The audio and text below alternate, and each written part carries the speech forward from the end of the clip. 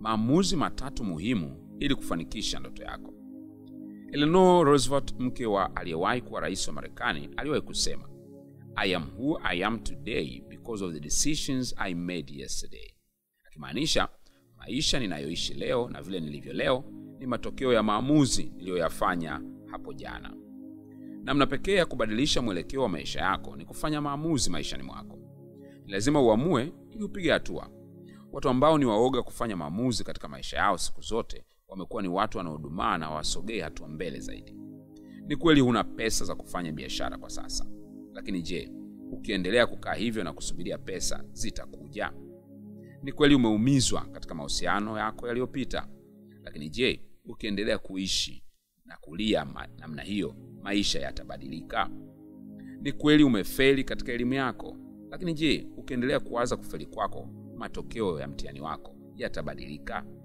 Ni kweli wazazi wako wameshindwa kukusaidia.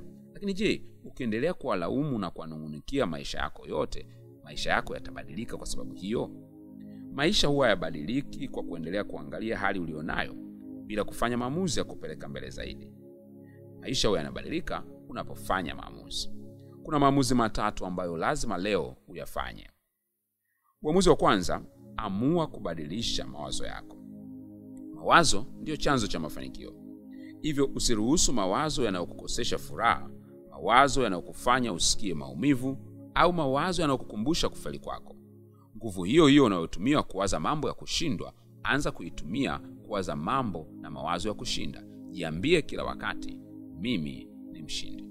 Aina ya pili ya maamuzi, amua kuchukua hatua leo. Hakuna kitu ambacho badilika chenyewe. Unahitaji kuchukua hatua ya kubadilisha hali yako.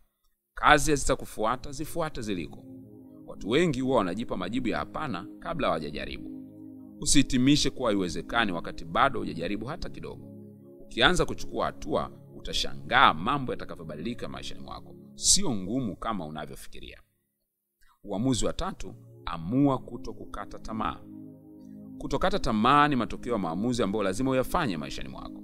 Jiapize kuwa bila kujali nini kitatokea katika maisha yako, bila kujali hali zinazokuzunguka hivi leo, bila kujali wengine watasema nini juu yako, hutakata tamaa kabisa katika kufukuzia ndoto yako maishani mwako. Maamuzi haya matatu yatakufanya upate mwelekeo mwingine mpya kabisa wa maisha yako katika kuelekea kuitimiza ndoto yako. Kumbuka, ndoto yako inawezekana. Usikubali kukata tamaa, badala yake fanya maamuzi haya matatu makubwa leo hii. See you at the top.